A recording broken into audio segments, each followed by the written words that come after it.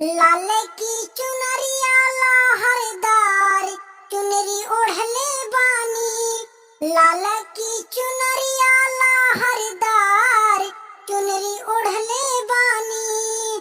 एही रे चुनरिया पा तीन जना के रखले बानी। एही रे चुनरिया पा तीन जना के रखले बानी। योगी मोदी और थानेदार चुनरी ओढ़ले बानी।